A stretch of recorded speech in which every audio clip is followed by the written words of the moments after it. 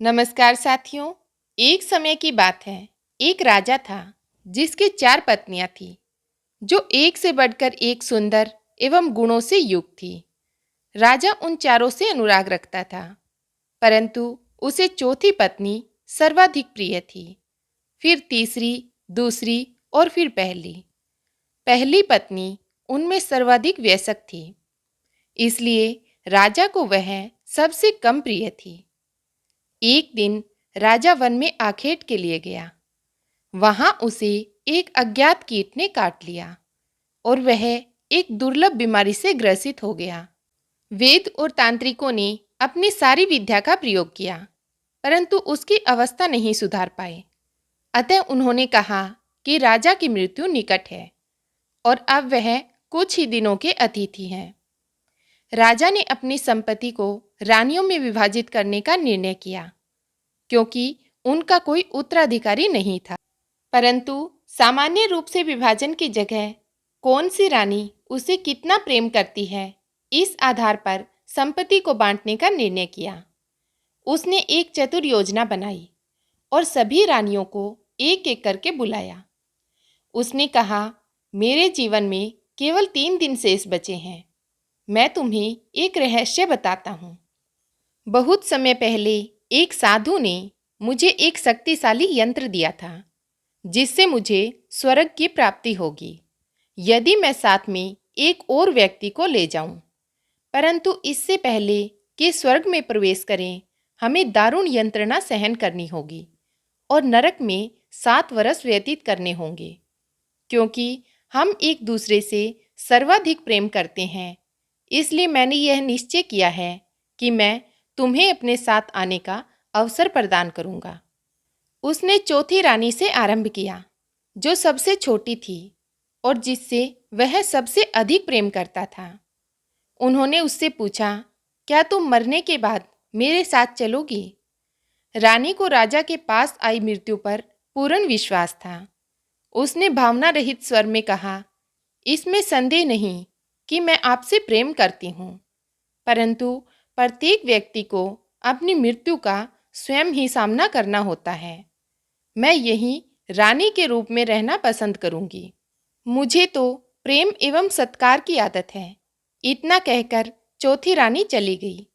राजा को अपनी तीसरी पत्नी भी बहुत प्यारी थी और उस पर उन्हें गर्व था। उन्होंने उसे बुलाया और साथ में मरने का पूछा। तीसरी पत्नी बोली, मैं आपको यह सिद्ध करूंगी कि मैंने आपसे सबसे अधिक प्रेम किया है, पर मैं आपके साथ नहीं चल सकती।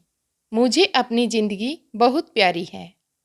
राजा की दूसरी पत्नी हर मुश्किल समय में उनका साथ देती थी। जब कभी राजा किसी मुसीबत या उलझन में होता, तो वही उसका निवारण करती थी। राजा ने उससे भी साथ चलने के लिए पूछा, जिस पर दूसरी पत्नी ने कहा, माफ़ कीजिए महाराज, मैं इसमें आपकी कोई मदद नहीं कर सकती। मैं आपका अंतिम संस्कार जरूर करवा सकती हूँ और उस वक्त तक मैं आपके साथ रहूँगी। तभी एक आवाज़ आती है, मैं आपके साथ चलूँगी और जहाँ भी जाएंगे वहाँ जाऊँगी, भले ही वह मौत के बाद का सफ़र हो। राजा ने देखा कि यह उनकी पहली पत्नी की आवाज़ थी। राजा अब शांति अनुभव करता है कि कोई तो है जो उसे बिना किसी अपेक्षा के प्रेम करता है, पर उन्होंने उस पर सबसे कम ध्यान दिया था। राजा को बहुत शर्मिंदगी महसूस हुई। उन्होंने कहा, जब तक मैं जीवित था तुम्हारा ध्यान रखना चाहिए था, तुम्हारी कदर करनी चाहिए थी। उन्होंने पहली पत्नी से माफ़ी मांगी। साथियों, वास्तव में यह कथा आपकी, हमारी और प्रत्येक मनुष्य की है। हर व्यक्ति की 4 पत्नियां होती हैं। चौथी पत्नी है हमारा शरीर। हम इसे खूब सजाते हैं, गहने पहनाते हैं, अच्छे कपड़े पहनाते हैं, पर आखिर में यह हमारा साथ छोड़ देती है। हमारी तीसरी पत्नी होती है धन संपत्ति। हम जीवन का बहुत सारा समय घर को साजो सामान से भरने में लगा देते हैं, वह भी हमारे साथ नहीं चल सकती। दूसरी पत्नी है हमारा परिवार और दोस्त। वह हमारा हर सुख दुख में साथ देते हैं, लेकिन ज़्यादा से ज़्यादा वह हमारे आखिरी समय में हमें अलविदा कहने आ सकते हैं, पर साथ में नहीं चल सकते। अब सोचिए, चौथी रानी कौन सी होगी जो हमेशा हमारे साथ जाएगी, पर जिसको हम कभी महत्व नहीं देते। वह रानी है सद्भावना और निस्वार्थ भाव से किए गए पुण्य कर्म। यही वह पत्नी है जो मरने के बाद भी हमारा साथ नहीं छोड़ती, सदा साथ जुड़ी रहती है।